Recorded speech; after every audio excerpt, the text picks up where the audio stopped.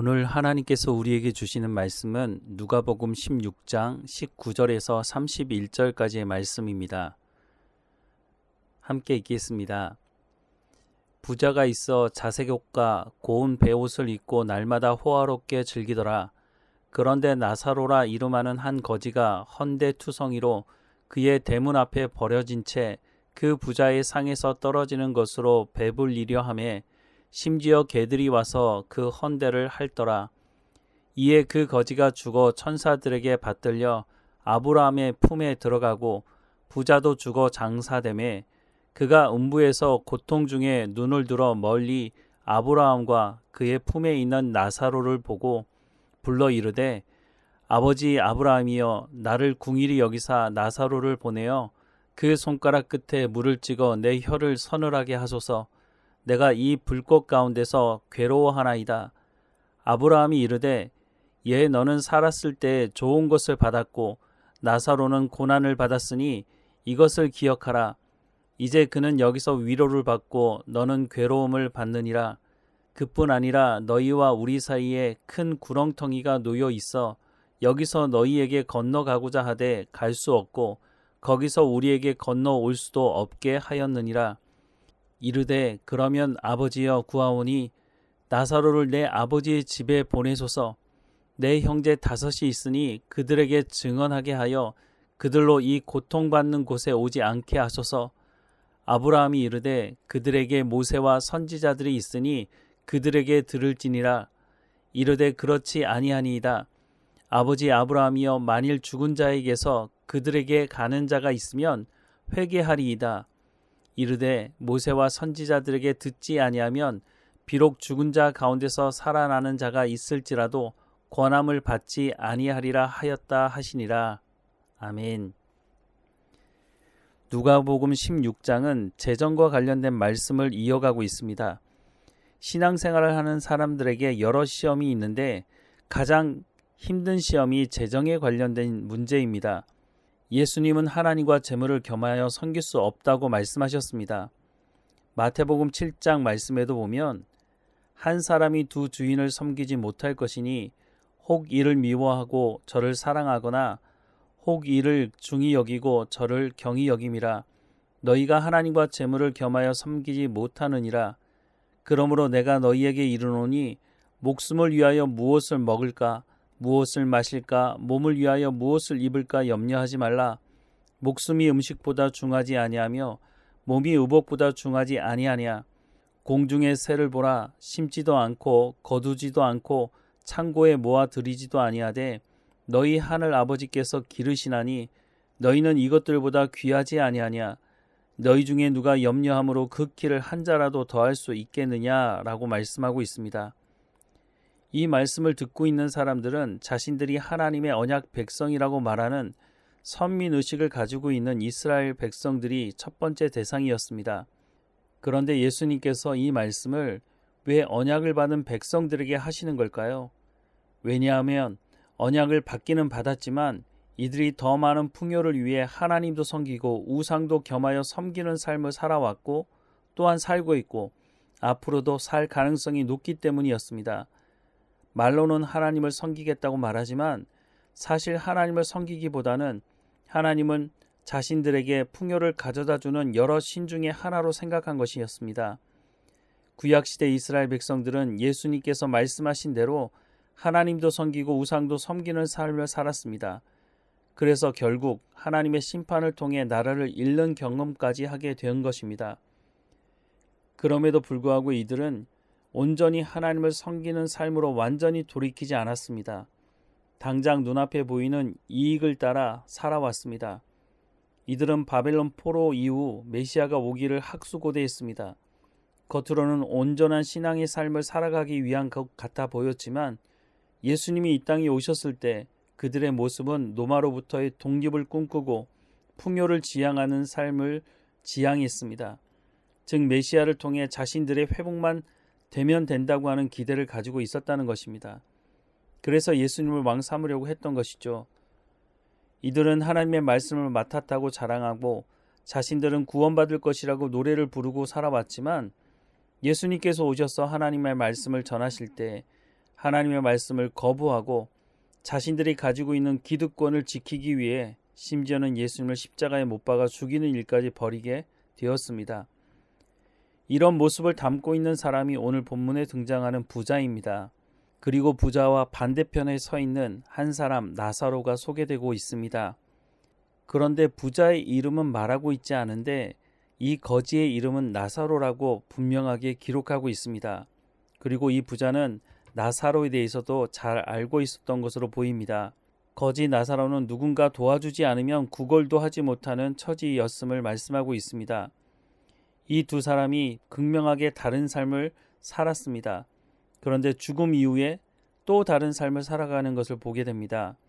거지 나사로는 죽어서 아브라함의 품에 들어갔고 부자는 죽어서 음부에 가게 되었습니다. 음부는 고통스러운 곳입니다. 목이 말라도 물을 마실 수 없는 곳이고 죽고 싶어도 죽을 수 없는 곳이었습니다. 그런데 어느 날 이 부자가 나사로의 모습을 보게 된 겁니다. 그러자 부자가 나사로를 통해서 물 한 방울이라도 먹을 수 있도록 해달라고 하지만 이것은 불가능한 것이라고 말하고 있습니다. 그러자 부자가 자신의 형제들 5명이 있는데 그 형제들은 여기 오지 않도록 나사로를 우리의 집으로 보내달라고 말을 합니다. 오늘 본문 29절부터 31절 말씀을 보면 아브라함이 이르되 그들에게 모세와 선지자들이 있으니 그들에게 들을지니라. 이르되 그렇지 아니하니이다. 아버지 아브라함이여 만일 죽은 자에게서 그들에게 가는 자가 있으면 회개하리이다. 이르되 모세와 선지자들에게 듣지 아니하면 비록 죽은 자 가운데서 살아나는 자가 있을지라도 권함을 받지 아니하리라 하였다 하시니라 라고 말씀하고 있습니다. 부자는 나사로가 부활해서 자기의 형제들에게 가면 하나님의 말씀을 들을 것이라고 말하지만 아브라함은 그렇게 말하고 있지 않습니다. 사실 예수님도 여러 사람을 살리셨지만 예수님이 십자가에 못 박혀 죽임을 당하지 않으셨습니까? 아무리 사람이 부활한다 할지라도 하나님의 말씀을 전하는 사람들의 말씀을 듣지 않는다면 사람이 살아났다고 해서 그 사람의 말을 듣지는 않는다는 것입니다. 중요한 것은 나사로가 살아있을 때 구걸하며 못 먹고 살았지만 분명한 것은 하나님의 말씀을 들을 줄 알았고 하나님의 말씀대로 순종하며 삶을 살아가는 삶이었다는 것입니다. 그러나 부자는 더 많이 먹고 마시고 좋은 것을 입고 살았는지 모르지만 하나님의 말씀을 듣지 않았습니다. 순종하지 않았습니다.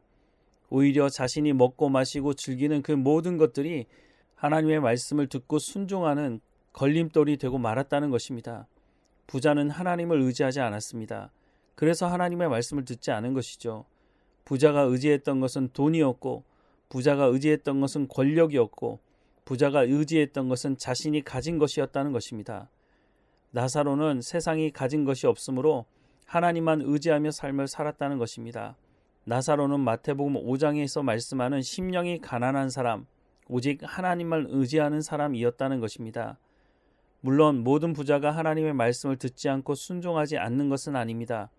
그러나 현재 자신이 가지고 있는 것, 그것이 재력이든 권력이든 어떤 것이든지 간에 기득권을 가지고 있는 것 때문에 하나님의 말씀을 듣지 못하고 있다면 그것을 내려놓을 수 있어야 할 것입니다. 아브라함은 이 땅에서 모세와 선지자들이 있으니 그들에게 하나님의 말씀을 듣게 될 것이라고 말씀하고 있습니다. 그런데 한 번 더 생각해 봅니다. 오늘 우리가 살아가는 이 시대, 정말로 모세와 선지자들의 역할을 하는 하나님의 말씀을 제대로 전하는 하나님의 사람들, 목회자들이 우리 주변에 얼마나 있는가 살펴보게 됩니다. 오히려 우리의 귀를 속이고 우리의 마음을 속이며 우리가 듣기 좋아하는 말을 해주는 거짓 말씀을 전하는 목회자들이 넘쳐나고 있지는 않은가 하는 생각을 해봅니다. 물론 그 부분에 대해서는 하나님 그들에게서 핏값을 찾으실 것입니다. 그러나 하나님의 말씀이 선포되었음에도 불구하고 말씀을 듣지 않고 회개하지 않는다면 그 책임은 말씀을 들어야 되는 그 사람들에게서 찾게 될 것입니다. 예수님은 하나님과 재물을 겸하여 섬길 수 없다고 분명히 말씀합니다. 그러면서 내 보물이 있는 곳에 내 마음도 있다고 말씀합니다. 우리의 보물은 어디에 있습니까? 우리의 보물이 재물에 있습니까? 아니면 권력에 있습니까? 명예에 있습니까? 우리의 보물이 하나님께 있다면 하나님의 말씀에 귀를 기울이고 그 보물의 말씀이 우리의 삶을 통해서 열매 맺도록 하는 삶을 살아가게 될 것입니다. 우리가 이 땅에 사는 날 동안 여러 가지 시험을 당하는데 그 시험 중에 가장 어려운 시험이 바로 이 돈과 관련된 것입니다. 우리가 깨어있지 않으면 하나님 앞에 모든 우선순위를 두고 우리가 영적으로 가난한 사람으로 하나님을 온전히 의지하는 삶을 살아가지 않으면 우리도 예외 없이 이 재물 때문에 넘어지는 경험을 하게 될 수 있다는 것입니다. 사랑하는 여러분, 하나님께서 주신 것에 대한 감사를 잃어버리지 말아야 할 것입니다. 또한 하나님께서 주셨으니 하나님의 방법대로 사용하시기를 하나님 앞에 내 마음을 내려놓고 내 손에 붙잡고 있는 것을 내려놓고 하나님의 방법대로 사용하실 수 있도록 우리가 겸손하게 순종해야 할 것입니다. 하나님의 말씀에 순종할 때에 우리가 천국에서 하나님 앞에 칭찬 듣는 하나님의 백성으로 살아가게 될 것입니다.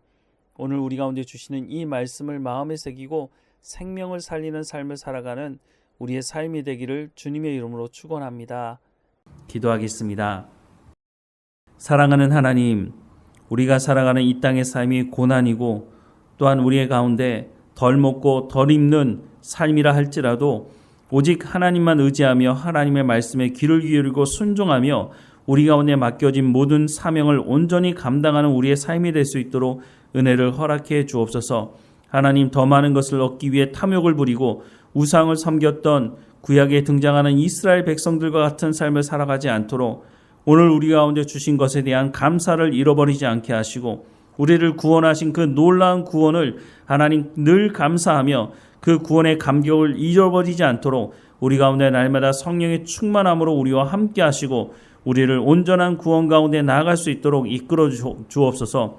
하나님의 말할 수 없는 그 사랑으로 우리 가운데 말씀하시는 그 말씀을 귀를 열어 듣게 하셔서 회개하라는 말씀도 우리가 귀담아 듣게 하시고 그 죄가 드러날 때 하나님 우리가 회개하며 돌이키며 하나님과 동행하는 삶을 살아갈 수 있도록 은혜를 허락해 주옵소서. 하나님, 우리 가운데 탐욕을 쫓아가는 마음이 있지 않도록 오직 하나님만 의지하며 살아가는 우리의 삶이 될 수 있도록 다시 한번 은혜를 구하오니 듣게 하시고 하나님 말씀에 순종하는 삶이 될 수 있도록 인도해 주옵소서. 오늘 어느 곳에 있든지 하나님과 동행하게 하시며 늘 감사하며 살아가는 우리의 삶이 될 수 있도록 주관하시고 인도해 주옵소서. 우리 삶의 모든 근심과 걱정을 하나님께 맡겨드립니다. 세상이 줄 수 없는 평안함을 우리 가운데 주시겠다고 약속하고 계시니 그 평안함을 우리 가운데 허락해 주옵소서. 우리와 함께 하시는 하나님께 감사하고 예수님의 이름으로 기도드립니다. 아멘.